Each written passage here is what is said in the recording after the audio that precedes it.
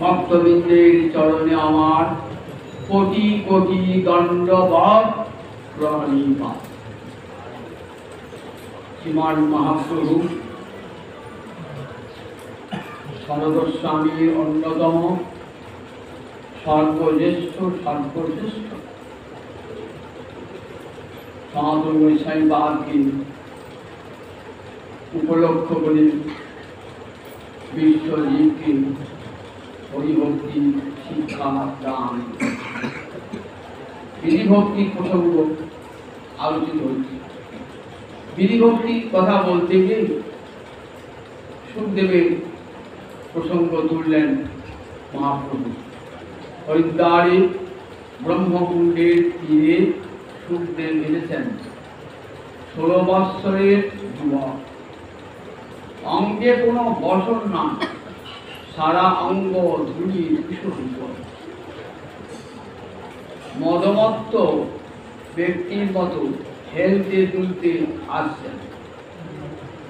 লোকে ভাবযাত্রী পাগল আসছে, অঙ্গে ব্রহ্মতেজ, যেন সূর্যের তেজকেও হার মানায় এমন অঙ্গের তেজ।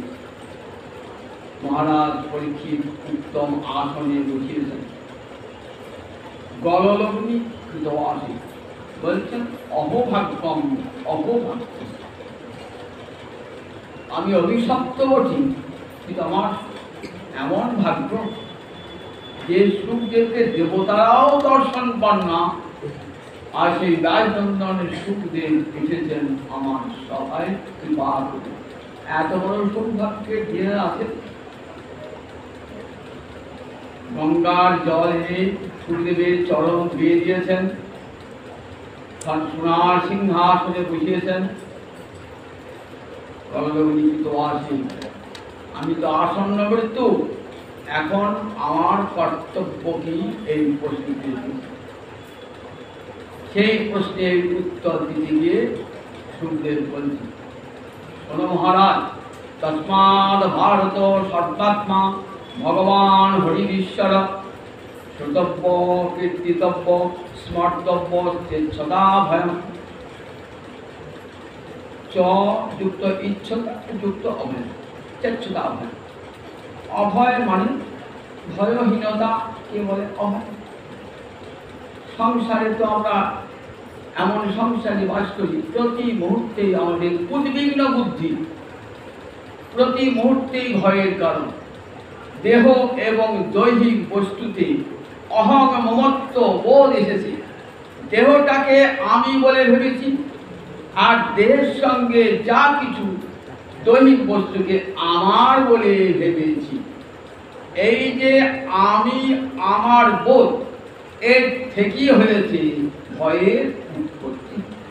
ভয়ং দ্বিতীয়াভিনিবেশতস্যা, ঈশ্বরকে ভুলে দ্বিতীয় বস্তুতে অভিনিবেশ করেছি, আর তার ফলে রাজা প্রজা ধনী নির্ধন ব্রাহ্মণ চণ্ডাল দেবতা ঋষি সবাই কিন্তু উদ্বিগ্ন বুদ্ধি, সবাই কিন্তু ভয়হীন জীবন কার নেই। এই সংসারে আব্রহ্মস্তম্ভ পর্যন্ত প্রতিটি জীবের অন্তরে ভয়ের সঞ্চার।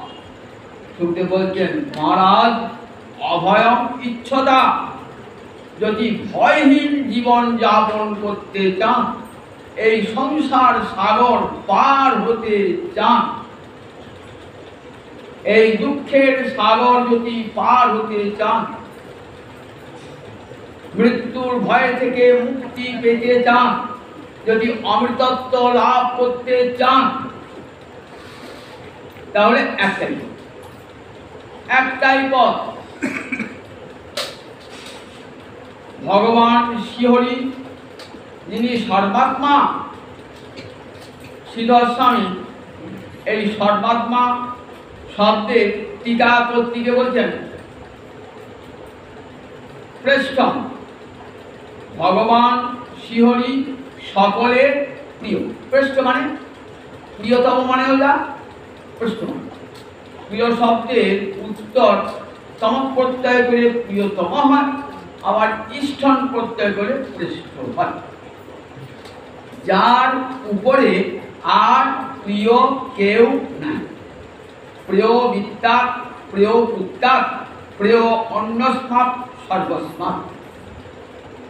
আমরা বৃহৎ আরণ্যক উপনিষদে দেখি, সেখানে গার্গী যাজ্ঞবল্ক সংবাদ আছে। সেখানে গার্গীকে বলতেন যাজ্ঞবল্ক, পতি পতিকে ভালোবাসে কেন?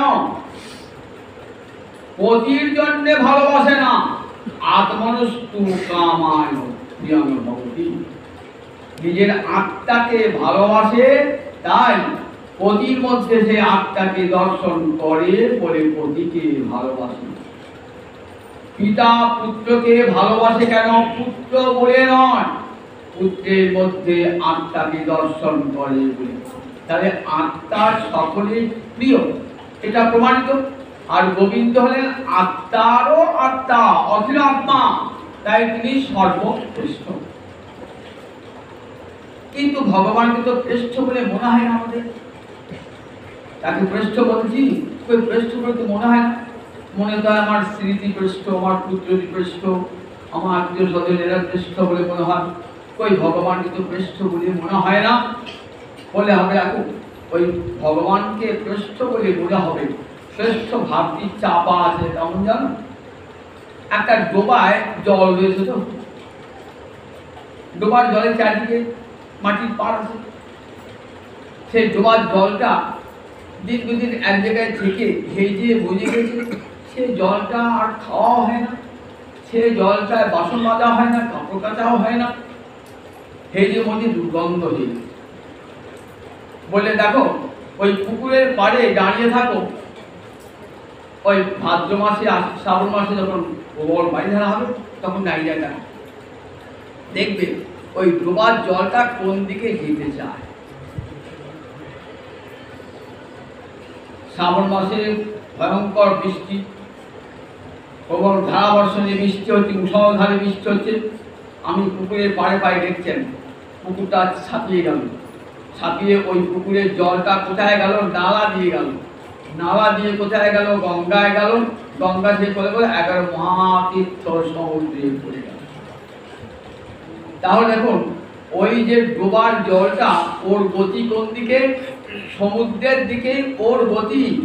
সমুদ্রের কি ভালোবাসা, কিন্তু সেটাকে চারিদিকে বেড়া দিয়ে আটকানো হয়েছে মাটির গায়ে। বলে দেখো, সমস্ত জীবের অন্তর ভগবানের জন্যই ভালোবাসা রয়েছে, কিন্তু সেই ভালোবাসাটা কেমন? ওই যেমন মাটির পাড় দিয়ে ঘেরা, ঠিক তেমনি স্ত্রী পুত্র এই মায়ার বেড়া দিয়ে ঘেরা রয়েছে। যতক্ষণ পর্যন্ত এই বেড়াটি না ভাঙবে, ততক্ষণ পর্যন্ত জীব ভগবানকে শ্রেষ্ঠ বলে বরণ করতে পারবে না। কখন এই বেড়াটি ভাঙবে?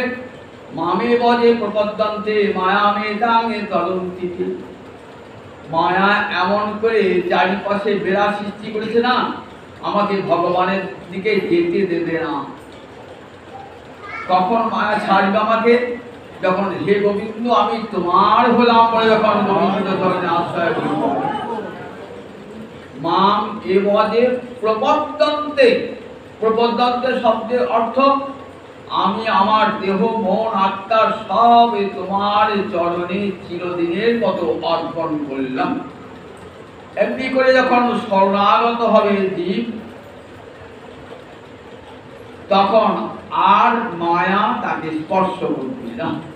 তখন দেখবেন অবিরত সাধু সঙ্গ, হরিনাম সংকীর্তন, শ্রবণ কীর্তন করতে করতে করতে করতে জীব হৃদয়ের ভালোবাসা ধীরে ধীরে সেই মায়ার বেড়া টপকিয়ে মায়ার যিনি অধীশ্বর সেই গোবিন্দের পদপ্রান্তে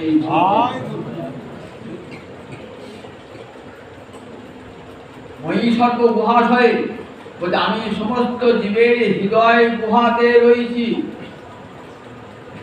বলছে মনের গতি অবিচ্ছিন্ন, মনের গতি আমাদের মনের গতি অবিচ্ছিন্ন হবে কখন?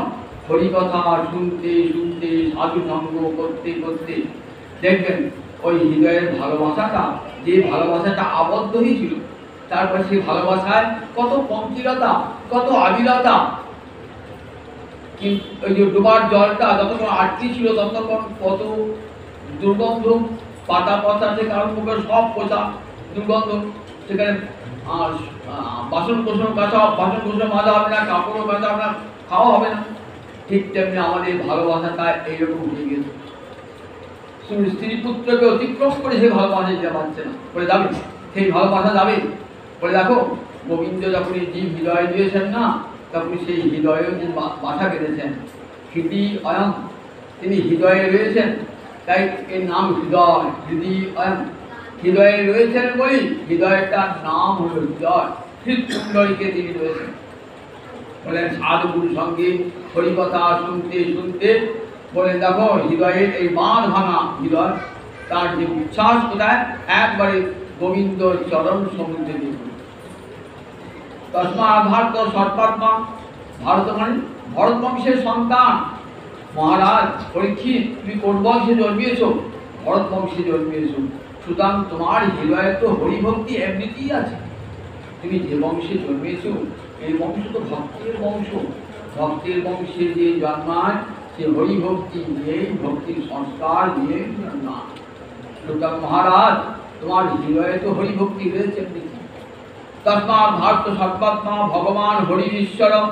হরি মানে সর্বাত্মা মানে শ্রেষ্ঠ, হরি মানে যিনি জীবের সমস্ত অমঙ্গলকে হরণ করে নেয়, তার নামই সমস্ত অমঙ্গল হরণ করে নেয়। একবার হরে কৃষ্ণ কৃষ্ণ কৃষ্ণ হরে হরে, হরে রাম রাম রাম হরে হরে।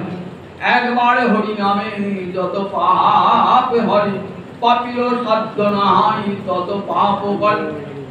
নামা ভাগ যদি থাকে, একবার নাম যদি করা হয় তার সেই ফলে সমস্ত পাপ ধ্বংস হয়ে যায়, সমস্ত পাপ তিনি হরণ করে নেন। হরণ মানে চুরি, হরণ মানে চুরি। তো তার চুরি তো লোকে লুকিয়ে লুকিয়ে করে, চুরি ভাব লুকিয়ে লুকিয়ে করে না।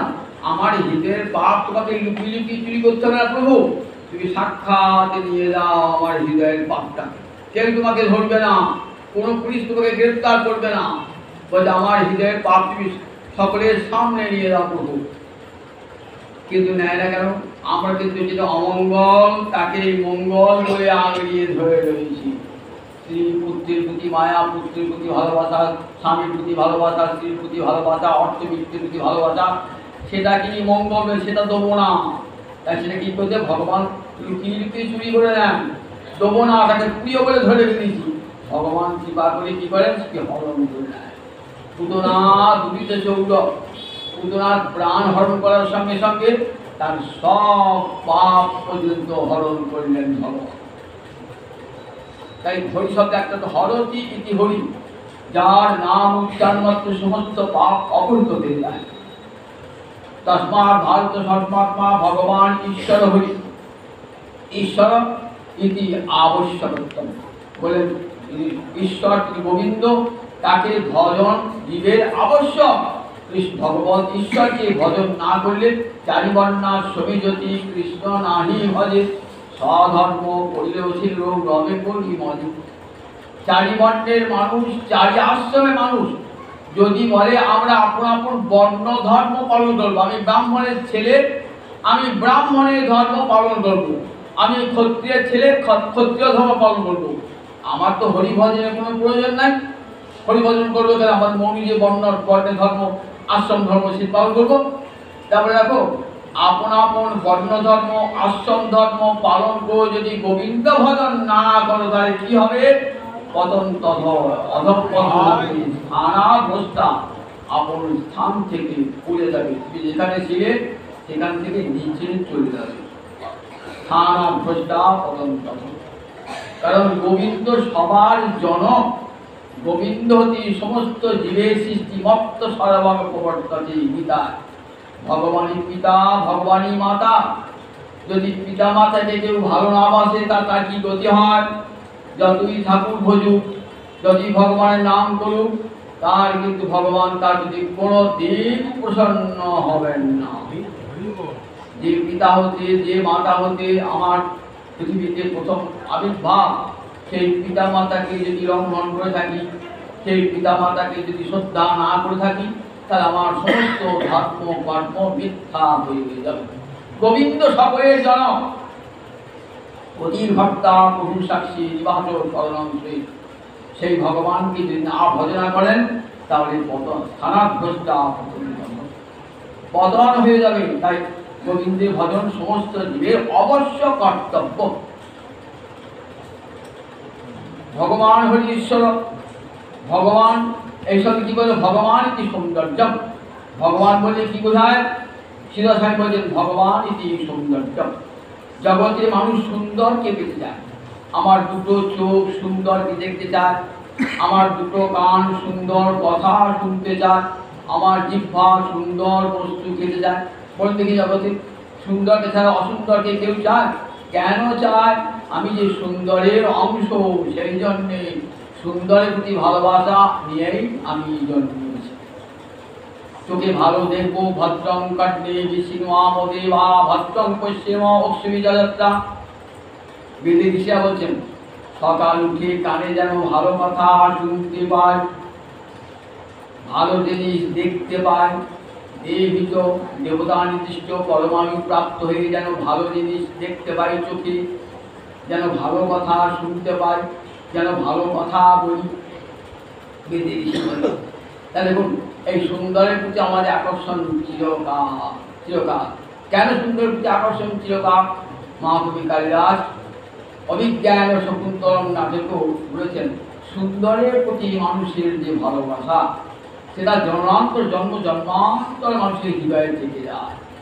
যখন শকুন্তলা প্রতিমে যাচ্ছে না, তখন একটা গান শুনছি, ওই দুষ্যন্তের আর একটা রানী, তার নাম হংসপদিতা, সে গান গাইছে। তার এত গানটার মধ্যে যে এত মাধুর্য, অন্তরে বিরহ ব্যথা, তাকে ত্যাগ করেছেন দুষ্যন্ত, সে অন্তরে বিরহ ব্যথা নিয়ে সে গানটা গাইছে। ওই গানটা শুনতে শুনতে শকুন্তলার চিত্ত আকৃষ্ট হয়ে যাচ্ছে। শুধু তখন কালিদাস বলছেন এই যে দেখো সুন্দরের প্রতি আমাদের এত আকর্ষণ কেন? জন্ম জন্মান্তর আমরা জন্মান্তর সংবিধান, এক জন্মের নয়, জন্ম জন্ম আমরা সুন্দরকে ভালোবেসেছি, সুন্দরকে দেখেছি, তাই সুন্দরের প্রতি আকর্ষণ। তাই ভগবান কি সৌন্দর্য, সুন্দর দেখতে চাও? তাহলে দেখো যিনি সকল বিষয়ে সুন্দর, যার অপূর্ব বেণুমাধুর্য, যার অপূর্ব রূপমাধুর্য, যার অপূর্ব লীলা মাধুর্য, যার অপূর্ব প্রেম মাধুর্য, একবার তার দিকে নয়ন মিলে দেখো, একবার দেখো এত সুন্দর আর কেউ আছে কিনা জগতে? একবার যদি দুটি নয়ন খুলে একবার গৌর গোবিন্দকে দর্শন করো, জগতে আর কোনো জিনিস দর্শন করতে ইচ্ছে হবে না। একবার যেই হ্যাঁ সে রাখি রাতে গান মনোন্মাদন গোড়া চান। রঘুনাথ দাস গোস্বামীকে বলছে তোমার ঘরে সুন্দরী বউ ছিল, তোমার পিতা এত সম্পদ, ছেড়ে তুমি পালিয়ে কেন? তা বলতে আমাকে জিজ্ঞাসা করো না, একবার তুমি নিজে গৌর হরির বদন পানে চেয়ে দেখো, একবার যদি গৌর হরির বদন পানে চেয়ে দেখো না, তুমিও আমার মতো সংসার ছেড়ে পালিয়ে যাবে। তবে কেমন করে দেখতে হবে? দেখার জন্য নয়ন চাইতো, প্রেমাঞ্জন সুরিত বিলোচনের সন্ত সদৈব হৃদয়েষু বিলকায়ন্তি ইয়ং শ্যাম সুন্দরং অচিন্ত গুণস্বরূপ গোবিন্দনাদি পুরুষকে তমহং ভজামি। ব্রহ্মাদিকে বলছি, গোবিন্দ রূপ দর্শন করেছে ব্রহ্মা, সৃষ্টিকর্তা ব্রহ্মা পদ্মফুলের উপর বসে আছে, গোবিন্দকে দর্শন করেছে। দর্শন করে কি বলছে? প্রভু তোমাকে সবাই দেখতে পায় না, দেখতে পেলেও অনুভব করতে পারে না, তোমাকে দেখতে হয়। সাধুরা কেমন করে দেখছে না, প্রেমের কাজল মাখা নয়নে, প্রেম নয়নে তোমাকে দেখছে, তাই তারা সংসার করতে পারে না, সব ছেড়ে ছুড়ে দিয়ে তোমার চরণে শরণাগত। এই ভগবান কি সৌন্দর্য! এই তস্মাৎ ভারত সর্বাত্মা ভগবান হরি ঈশ্বর শ্রোতব্য, কীর্তিতব্য, স্মর্তব্য, তিনটি তিতব্য প্রত্যয় দিলেন। কি জন্য? কর্তব্য নির্দেশ করবার জন্যে, এটা বিধি নির্দেশ করবার জন্যে তিনটে তিতব্য। শ্রোতব্য, গোবিন্দের কথা প্রতিটি জীবের শ্রবণ করা কর্তব্য। কীর্তিতব্য, অন্য কথা না বলে গোবিন্দের কথা বলাই জীবের কর্তব্য। আর স্মর্তব্য, অন্য বিষয়ে চিন্তাকে মনে স্থান না দিয়ে একমাত্র গোবিন্দ পাদ পদ্ম স্মরণ করাই জীবের কর্তব্য। সুখদেব প্রথম মুক্তি খুঁজলেন, প্রথম মৌনিত দেখেছেন কেমন সুন্দর, প্রথম মুক্তি খুঁজে বলতেন তস্মাৎ ভারত সর্বাত্মা ভগবান ঈশ্বর। এই যে বিধি ভক্তি, বিধি ভক্তিতে শাস্ত্র শাসন থাকে। যদি বলেছি যে দু প্রকার ভক্তি, বিধি ভক্তি আর রাগানুগা ভক্তি। বিধি ভক্তি কি হয় না, শাস্ত্রের শাসন। ভগবানকে গোবিন্দকে ভজন না করলে পারে জীব কখনো অভয় প্রাপ্ত হয় না, মৃত্যুর হাত হতে মুক্তি পায় না, জন্ম মৃত্যুর চক্রে তাকে বারবার আসতে হবে। পুনরপি জননং পুনরপি মরণং পুনরপি জননী জঠরে শয়নং সংসারে খলু দুস্তারে কৃপয়া পারে পাহি মুরারি। অপার সংসার সাগর, কৃপয়া অপারে সংসারে, হে মুরারি কৃপা করে সংসার সাগর পার করে দাও। এই দুঃখের সাগর পার হবো কেমন? বলে দুঃখের সাগর পার হবে যখন এই সংসার সাগর বা গুরু কৃপায় সাধু কৃপায় যখন সংসার সাগর পার হয়ে অমৃত লোকে পোষাবে, আর জন্ম মৃত্যুর চক্রে তোমাকে আসতে হবে। এই বিধি ভক্তি যারা ভজন করছেন তার কতগুলো অঙ্গের কথা বলেছি, আপনাদের 64টা অঙ্গের কথা বলেছি। এক অঙ্গ সাধে কেউ সাধে বহু অঙ্গ, নিষ্ঠা হইলে উপজয়ে প্রেমের তরঙ্গ। একটা অঙ্গ সাধন করলে প্রেমে লাভ হয়ে যাবে। একটা অঙ্গ যদি বসিয়ে বসিয়ে শ্রবণ করেন, মহারাজ পরীক্ষিত আর কিছু করেন নাই, জীবনের শেষ পথে 7টি দিন বসিয়ে বসিয়ে শ্রবণ করেছেন। ফলে কি লাভ হয়ে তার? তিনি চেয়েছিলেন গোবিন্দ পাদ পদ্মের সেবা, সেটাই পেয়েছেন। তাহলে 7 দিন বসে বসে কৃষ্ণ কথা শ্রবণের কি ফল, একটি অঙ্গ যাতে করলেন। সুখদেব তার কিছু করেন নাই, সুখদেব 7 দিন ধরে কীর্তন করেছিলেন। এই 7 দিন কীর্তনে গোবিন্দ পাদ পদ্ম প্রাপ্ত। শ্রবণম কীর্তনম বিষ্ণু স্মরণম। প্রহ্লাদ কি করে? শুধু স্মরণ, প্রহ্লাদ শুধু স্মরণ। লক্ষ্মী দেবীর পাদ সেবন, পৃথু রাজা পূজন। এমনি করে একজন একটি অঙ্গ সাধন করে তাদের প্রেমের জন্ম লাভ হয়েছে। আর কেউ অনেকগুলো অঙ্গ সাধন করে, এক অঙ্গের বহু অঙ্গ সাধন করে। যেমন মহারাজ অম্বরীশ, তিনি কি করেছেন? 2টি চক্ষু দিয়ে গোবিন্দ দর্শন করেছেন, গোবিন্দ বিগ্রহ দর্শন করেছেন। 2টি হাত দিয়ে হরি মন্দির অর্চনা করেছেন। 2টি চরণ দিয়ে কৃষ্ণ ক্ষেত্রে গমন করেছেন। জিহ্বা দিয়ে কৃষ্ণ গুণ বর্ণনা করেছেন। জিহ্বা দিয়ে কৃষ্ণ তুলসী অর্পিত মহাপ্রসাদ গ্রহণ করেছেন। 2টি কান দিয়ে কেবল হরিকথা শ্রবণ করেছেন। দেখুন, ত্বক দিয়ে হরিভক্তের চরণের ধুলি অঙ্গ ত্বকে লাগিয়েছেন। তাই দেখুন, সমস্ত ইন্দ্রকে কৃষ্ণ সেবায় লাগিয়েছেন। বলেন কেউ একটা অঙ্গ লাগালেই হয়ে যায়, আর কেউ বহু অঙ্গ করেন। বলেন এই বিধি ভক্তি যারা করে, কাম তেজি ভজে কৃষ্ণ, কাম তেজি ভজে কেউ কৃষ্ণ শাস্ত্র আজ্ঞা মানি। দেব ঋষি পিত্রাদি নয় করি কবু নাহিরি। দেব ঋষি পিত্রাদি কবু নাহিরি।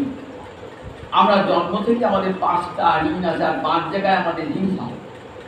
5টা ঋণ আর 5 জায়গায় হিংসা। 5 জায়গায় হিংসা কোথায় কোথায়?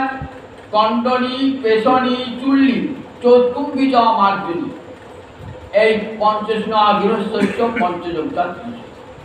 কণ্ডনী মানে কণ্ডনী, পেশনী, চুল্লি। গাছ চলে পাচ্ছেন তো, চুল গাছ চলে একটা হয়তো মশা বসছিল কি পোকা বসছিল বসল। কণ্ডনী মানে চুল। পেশনী যখন দাঁতা দিয়ে কিছু পিসছেন, দেখবেন পেশনী একটা পোকা মাছি পড়ে যাবে। চুল্লি উনুন ধরেছেন তো, ঘষি দিয়ে উনুন ধরেছেন কি গ্যাসই জ্বেলেছেন, মশালে পড়ে যাবে। কণ্ডনী, পেশনী, চুল্লি। উদকম্বী মানে জল ভরছেন তো, জলে অনেক ক্ষুদ্র পোকা থাকে। এত তার এমনই প্রাণ, জলে একটু ধাক্কা সহ্য করতে পারে না।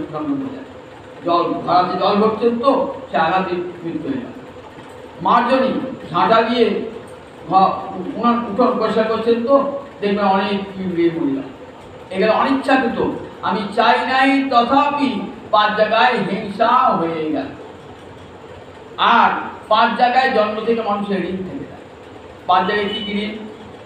দেব ঋণ, ঋষি ঋণ, পিতৃ ঋণ, ভূত ঋণ, নির্মাণ ঋণ, নির্মাণ মানুষ, মানুষের কাছে নর ঋণ বা ঋণ।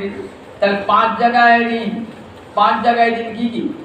দেবতার কাছে ঋণ, ঋষির কাছে ঋণ, পিতামাতার কাছে ঋণ, ভূত সমস্ত জীবগণের কাছে, কুকুর বিড়াল এদের কাছে, পশু পাখি এদের কাছে ঋণ। আবার ঋণ মানুষের কাছে ঋণ, আপনার পাড়া প্রতিবেশী, দেশের লোক, নগরের লোক, সমাজের লোক, রাষ্ট্রের লোক, সবার কাছে আমি কোনো না কোনোভাবে ঋণী হয়ে রয়েছেন। দেবতার কাছে ঋণ কি করে হলো? দেবতার কাছে আমি তো দেবতার কাছে টাকা পয়সা ধার দিই নাই, তাহলে আমার ঋণ কি হলো? বললেন দেখো টাকা পয়সা ধার দিতে হবে, দেবতার কাছে এমনি ঋণ হয়ে আছো। কীরকম ঋণ দেবতাদের কাছে? দেখো গীতা পড়ে দিতে হবে কেমন করে দেব ঋণ শোধ করতে হয়। গীতার 3য় অধ্যায় করে দেবান ভাবয়ত বনে তে দেবা ভাবয়ন্তু বন পরস্পরং ভাবয়ন্ত শ্রেয় পরম অবাশ্যত। কি বলছেন ভগবান অর্জুনকে? দেখো দেবতারা বৃষ্টি দান করেন, আর সেই বৃষ্টির ফলে শস্য হয়, সেই শস্য খেয়ে আমরা বেঁচে থাকি। দেবতারা জল দিচ্ছেন, দেবতারা বায়ু দিচ্ছেন, সূর্যচন্দ্র কিরণ আলো দান করছে, তাহলে দেবতা দিচ্ছেন না? তাহলে দেবতাদের কাছে সব পাচ্ছি তো, তাহলে যার কাছে কিছু পাচ্ছি তার কাছে তোমার ঋণ হয়ে রইল। ঋণটা তো শোধ করতে হবে, এদের কাছে ঋণটা তো শোধ করতে হবে। ঋণ যদি শোধ না করেন না, তাহলে নরকও উঠানি হবে না। দেখে না অনেক বাপ মা সাধু পিতা মাতা কি বলে, বাবা আমার অন্যজনের কাছে 1 টাকা ঋণ আছে, আমার সাধ্য করতে হবে না বাবা, যদি পয়সা হওয়া পড়ে আমাকে ঋণটা কিন্তু আগে মিটিয়ে দিয়ে আসে, ঋণটা মিটিয়ে দিতে হয়। তা দেখুন দেবতাদের কাছে একটা ঋণ আছে, সেই ঋণটা আমরা কেমন করে পূর্ণ করবো? বলে দেখো যজ্ঞে আহুতি দান করতে হয় দেবতা, এটা শিখিয়ে দিয়ে যেমন কী করবেন দেখো, তৈর দত্তান অপ্রদান এভ্য বলে তাদের দেওয়া জিনিস গ্রহণ করে তাদেরকে দিলাম না। বলে যো ভুক্তে সস্তে অবশ্যই চোর, দেবতাদের কাছে শস্য পেলাম, খাদ্য আহার্য পেলাম, অথচ দেবতার উদ্দেশ্য একটু লাগালাম না। দেবতাকে তৈর দত্তান অপ্রদায়, তাদের কাছে পাওয়া জিনিস পেয়ে তাদেরকে কিছুই দিলাম না। বললেন যো ভুক্তে সস্তেন অবশ্যই, সে চোর, স্তেন মানে চোর, সে চোর। ভগবানকে না দিয়ে, দেবতাগণকে না দিয়ে যে ভোজন করে সে চোর। দেখেছেন আমাদের ভারতবর্ষের শাস্ত্রে কেমন দিয়েছে? যজ্ঞ শিষ্টা ছিল সন্ত মুচ্চন্তে সর্বকি বিষয়। বলে দেখো যজ্ঞের শেষ আগেকার সাধুরা কি করতেন, গৃহী ব্যক্তিরা কি করতেন? যজ্ঞ শেষ ভোজন করতেন। কীরকম যজ্ঞ? আপনাকে ঘি ঢেলে যজ্ঞ করতে হবে না, ঘি ঢেলে যজ্ঞ করতে হবে না, কাঠ দিয়ে যজ্ঞ করতে হবে না, উপবাস করে যজ্ঞ করতে হবে না। বললেন আপনি রন্ধন করলেন তো, ভগবানকে ভোগ লাগালেন, সেই ভগবানকে ভোগ লাগিয়ে কাকে দিলেন? ভগবানকে ভোগ লাগিয়ে এইবার অতিথিকে দিলেন, কুকুর বিড়াল দিকে দিলেন, যদি কেউ অভুক্ত থাকে আমার বাড়ির সামনে তাকে দান করলেন, দান করে এটি যোগ্য হয়ে গেল। এরপর আপনি ভোজন করলেন, আমি অমৃত ভোজন করলেন, অমৃত ভোজন যজ্ঞ শিষ্টা আসিল। আগেকার রাজারা যজ্ঞের অবশেষ ভোজন করতেন। দেখবেন মহাভারতে বলা আছে, দ্রৌপদী বলছেন যুধিষ্ঠিরকে, তুমি আগে যজ্ঞ শেষ ভোজন করে তোমার শরীর কেমন পুষ্ট হয়েছিল, আর আজ তো যজ্ঞ শেষ ভোজন করতে পারো না, বন্য ফলগুলো কেমন তুমি জীর্ণ শীর্ণ হয়ে গেছে। আগেকার রাজারা যজ্ঞ শেষ ভোজন করতেন। যজ্ঞ শিষ্টা আসীন, যজ্ঞ শিষ্ট মানে যজ্ঞের অবশেষ, আসীন মানে ভোজন করা যায়। যজ্ঞ উচ্চন্তে সর্বকিছু হয়েছিল, সব পাপ তার ধ্বংস হয়ে গেল। দেবতাগণকে না দিয়ে, পশু পক্ষীকে না দিয়ে, অতিথিকে না দিয়ে আগেকার কোনো মানুষ খেতেন না। ভগবানকে নিবেদন করলেন, ভগবানকে নিবেদন করার পর কি করতেন? ভগবানকে সেই নিবেদিত অন্ন যদি বাইরে দুয়ারে অতিথি থাকে, অতিথিকে অভুক্ত তাকে খাওয়ালেন। এইবার পশু পাখিকে ডেকে ডেকে খাওয়াতেন, কিংবা কলার পাতায়, পদ্মের পাতায় অন্ন দিয়ে বলতেন কাক, শিয়াল, বিড়াল সবাই খাও। কারণ আমার সম্পদে তাদেরও কিন্তু ভাগ আছে, এটা মনে রাখবেন। এই যে শিগাল কুকুর বিড়াল সম্পদটা শুধু আমার একা নয়, তারাও গোবিন্দের সন্তান, সুতরাং তাদেরও পিতার সম্পদে তাদেরও ভাগ আছে।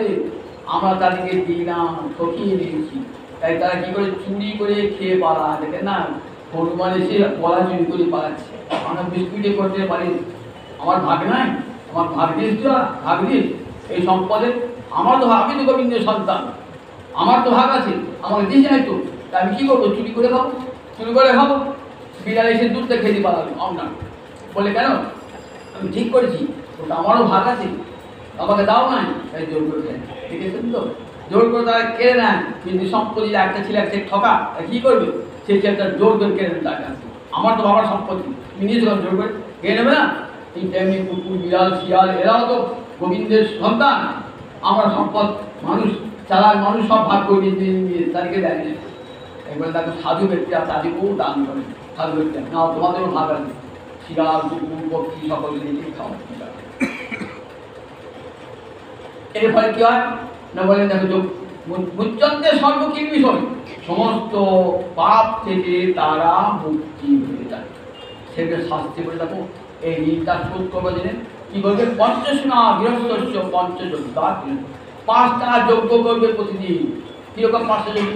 ওই বাবা একটা যজ্ঞ তো অনেক করলাম, 5টা যজ্ঞ করবো?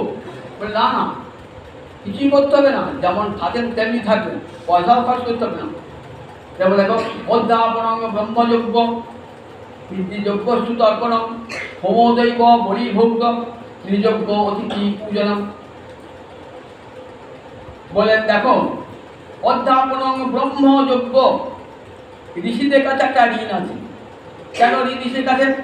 দেখুন, আপনি যখন বিয়ে করতে হবে না, তখন আমরা করে গোত্র বলুন গো, আমরা গোত্র বলুন, আর বলে আমার ভরদার গোত্র, আমরা কাশ্যপ গোত্র, তারা তো ঋষির সন্তান। তাহলে এই গোত্র থেকে বলা যায় ভারতবর্ষে সবাই কিন্তু ঋষির সন্তান।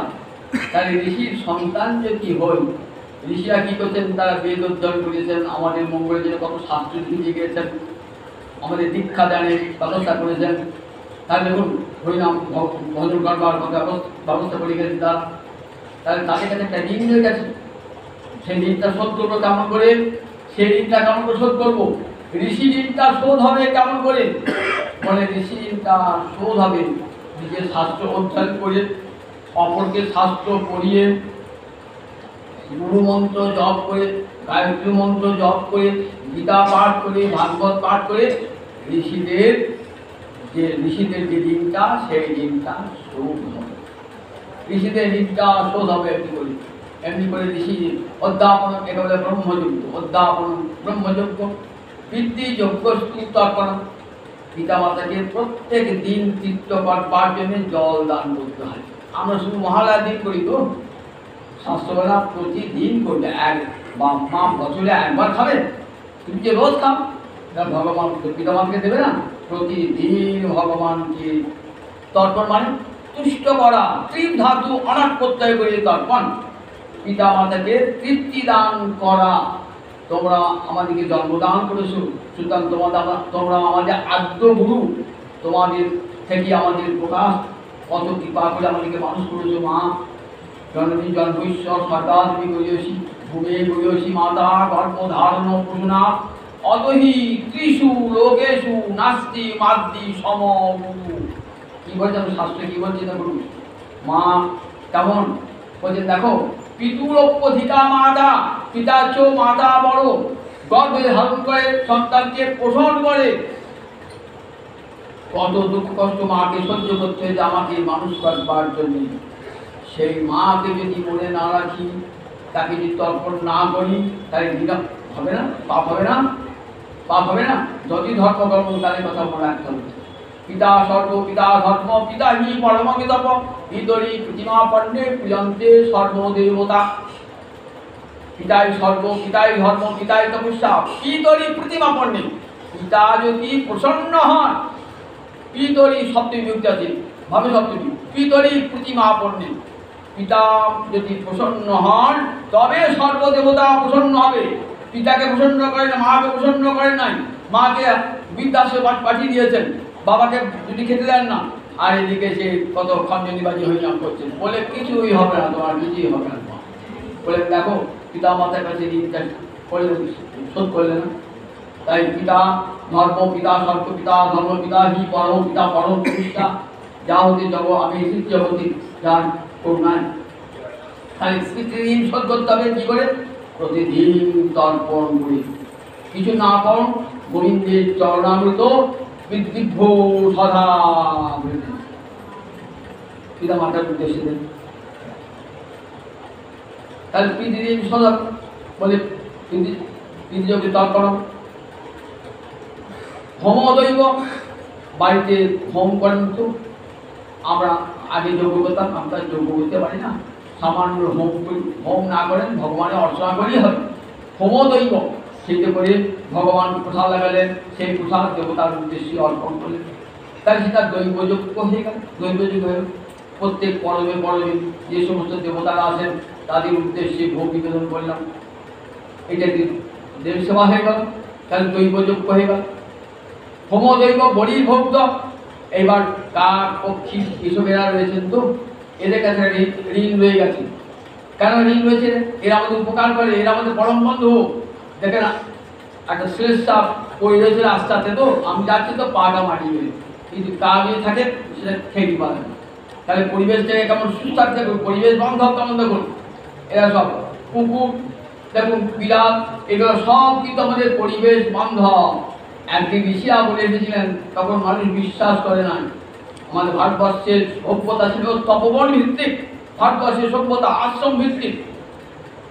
সেই তপবন ভিত্তিক সভ্যতায় দেখেছেন তো, সেখানে পশু পাখির প্রতি কি মমতা। শকুন্তলা জল দিচ্ছে, গাছে জল দিচ্ছেন শকুন্তলা, কেমন ঠিক মা যেমন ছেলেকে দুধ খাওয়া, ঠিক তেমনি করে গাছের প্রতি এত মমতা না, প্রতিদিন কলসি করে জল এনে দিচ্ছেন। একটি গাছের ফুল তুলছেন, জোর করে ফুল তুলছেন না, পড়ে গেছে সেই ফুল নেবেন, গাছের লাগবে, গাছের পাতা ভাঙছেন না, দেখেছেন তো। গাছে জল না দিয়ে শকুন্তলা গাছে জল না দিয়ে নিজে জল খেতেন না। আবার দেখুন হরিণ, একটা হরিণীর পা কোথায় লেগে রক্ত বার হচ্ছে, তাকে ওষুধ লাগাচ্ছেন, কত মাছ দিচ্ছে, কি করছেন, তাকে মাছ দিচ্ছে, তাকে ওষুধ লাগিয়ে দিচ্ছেন। তাহলে কতখানি এই বনে পশু আত্মীয়, তারা জানতো এরা আমার আত্মীয় প্রিয়জন, তাই তাদের হিংসা ছিল না। তখনকার দিনে বলেতে বাঘ সিংহ সব কিছু বেড়াতো, এদের কি করে মুনিরা থাকতো, মুনিরা কেমন করে থাকতো। আমরা বাঘ নিলে বাবার 50 লোক দূর থেকে পালিয়ে আসবো, বাবার আর মুনিরা সেই বাঘ সিংহকে নিয়ে বসবাস করছেন। তারা যেন আত্মীয় প্রতিবেশী, কি করে জানতেন এদের মনে হিংসা নাই, এরা আমাদেরকে মারবে না, কাজে আমরাও মারব না। দেখেছেন তো, এমন ভালোবাসা ছিল সমস্ত বন্য প্রাণীর প্রতি, এত ভালোবাসা, বৃক্ষের প্রতি এত ভালোবাসা। এতদিন আমাদের স্মরণ হয়েছে, দেখো এরা সব পরিবেশ বান্ধব, এদিকে বেরো না, গাছে পেড়ে কুদো না। তোমার গায়ে পেড়ে কুদলে যেমন তোমার কষ্ট হয়, গাছে পেড়ে কুদো, গাছের তেমনি কষ্ট হয়। গাছের ডাল অকারণে কেটো না, যেন গাছটা কষ্ট না পায়। তোমার হাতটা যদি কেটে দেয় তোমার কষ্ট হবে না। এইটা এখন যারা পরিবেশ প্রেমিক, পরিবেশ সচেতন, তারা সবাই বলছেন দেখো এমনি করে গাছ নষ্ট করো না। তবে কত প্রাচীনকালে রামায়ণ পড়ুন, মহাভারত পড়ুন, মহাকবিদের নাটক নাটক পড়ুন, কাব্য পড়ুন, দেখবেন কত ভালোবাসা, বন্য প্রকৃতি তাদের কত ভালোবাসা। এই ভালোবাসা দেখুন প্রতিটি মানুষের প্রতি ভালোবাসা। তাই হোম দৈব বলির ভক্ত, তাই বলির ভক্ত, বলি মানে দান, বিরাট উপহার দান দাও। কুকুর বিড়াল তাদের যদি জন্ম দাও, খাবার গুলো তাদের জন্ম দাও। নির্যজ্ঞ অতিথি পূজনম, আর একটা যজ্ঞ আছে নরযজ্ঞ। কারণ সেই নরযজ্ঞটা কি, তা বলেন দেখো তোমার পিতা মাতা ছাড়াও তোমার পরিবারের অন্যান্য লোকেরাও তোমাকে মানুষদের সাহায্য করেছে, তোমাকে পড়ে দিয়েছে, কতবার ঘুরে গিয়েছো, পড়ে গিয়েছো, পড়ে দিয়েছে। আবার তোমার পাশের প্রতিবেশীরাও তোমাকে অনেক সাহায্য করেছে। আবার তোমার গ্রামের মানুষ, তোমার শহরের মানুষ, দেখো কৃষক ধান উৎপাদন করেছে, কৃষক ধান উৎপাদন ঘরামি তোমার ঘরটা ছাই দিয়েছে, ঘরটা তৈরি করেছে। সুতরাং তারাও তোমার বন্ধু, তারাও তোমাকে বেঁচে থাকতে সাহায্য করেছে বন্ধুর মতো। সুতরাং তাদের প্রতি তোমার একটা ঋণ আছে। বলেন দেখো সে তো পয়সা নিয়ে করেছে, বলে পয়সা নিয়ে সে না করতো তা তুমি খেতে পেতেন? চাষি বলতো আমি পয়সা নেবো না, চাষও করবো না, তা খাওয়া। এবার পেটে গামছা বেঁধে থাকতে হতো। তাহলে দেখুন চাষি সে কত উপকার করে পয়সা নিয়ে করেছে। তাহলে তাদের কাছে আমার একটা ঋণ হয়ে গেছে। সে কি করবো? অতিথি পূজনম, অতিথি সেবা করবো। অতিথি এমনই অতিথি দেব ভব। ভারতবর্ষের আর্য ঋষিরা যখন দীক্ষান্ত ভাষণ দিতেন, দীক্ষান্ত ভাষণ কখন হয়? তোলে পড়াশোনা শেষ হয়ে গেল, চতুর্থে পড়া শেষ হয়ে গেল, পড়া শেষ হওয়ার পর এবার ব্রহ্মচর্য শেষ হয়ে গেছে, এইবার গার্হস্থ্যে প্রবেশ করবে। তখন কি করেন? তখন ঋষিরা ছাত্রদিকে বসিয়ে দীক্ষান্ত ভাষণ দিতেন। এখন যেমন ইউনিভার্সিটি বিশ্ববিদ্যালয়ে কি হয়? সমাবর্তন উৎসব। সমাবর্তন উৎসব আজকে নতুন তৈরি নয়, প্রাচীন কাল থেকে হয়ে আসছে এই সমাবর্তন উৎসব। ভারতবর্ষের ঋষিরাই প্রবর্তন করেছেন দীক্ষান্ত ভাষণ। সেখানে বড় বড় পণ্ডিত বিদ্যান লোকেরা ভাষণ দান করতেন, তাই বলতে দীক্ষান্ত ভাষণ। সেখানে দেখবেন কি বলছে তৈত্র উপনিষদে, অতিথি দেব ভব, অতিথিকে দেবতা জ্ঞান করবে। পিতৃ দেব ভব, পিতাকে দেবতা জ্ঞান করবে। মাতৃ দেব ভব, মাকে দেবীর মতো জ্ঞান করবে। দেখেছেন তো এই সব উপদেশ। সংসারে ঢুকবে, সংসারে ঢোকার পূর্বে সব উপদেশ দিচ্ছে। সংসার ঢোকার পূর্বে দীক্ষান্ত ভাষণ দিচ্ছেন। ব্রহ্মচর্য থেকে এবার গার্হস্থ্যে প্রবেশ করবে। তখন যে ভাষণ দিতে ঋষিরা করছে দীক্ষান্ত ভাষণ। দেখুন এই যে অতিথি পূজন, অতিথি দেব, অতিথি সুতরাং অতিথিকে দেবতা জ্ঞান করবে। তোমার গৃহে কোনো অতিথি এসেছে, বলে অতিথি সেবা, আমরা তো খাওয়া দাওয়া হয়ে গেছে, আমার একটু করে রান্না বান্না। বলে না না, তোমাকে রান্নাও করতে হবে না, বাজারও কিনতে হবে না, চালও কিনতে হবে না, ডালও কিনতে হবে না। তাহলে কি করে সেবা করবো? তৃণানি ভূমি উদকং বাপ চতুর্থী চ সুবিধা এদান্নবি শতাঙ্গে নচ্ছিন্নতি। বলে একটা তৃণানিবৃত আসন, একটা আসন তো আপনার ঘরে থাকবে।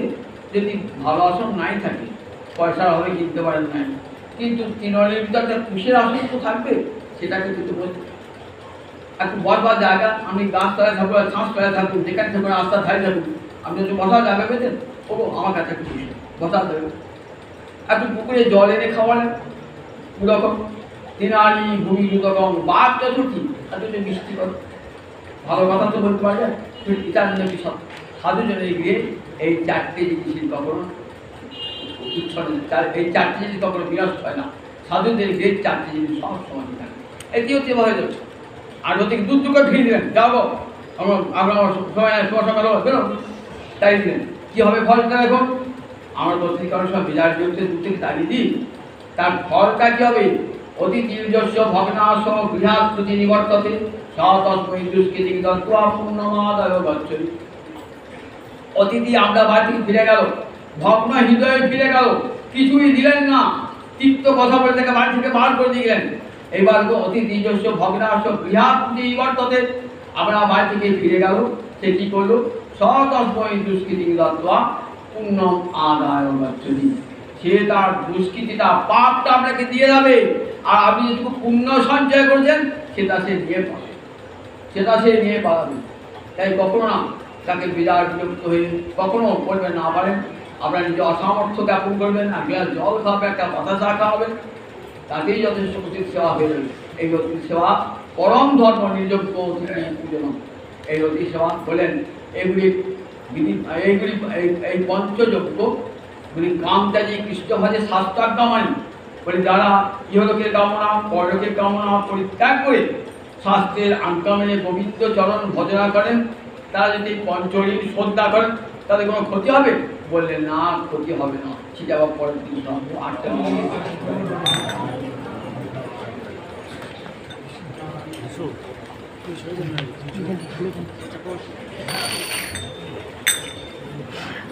জয় জয়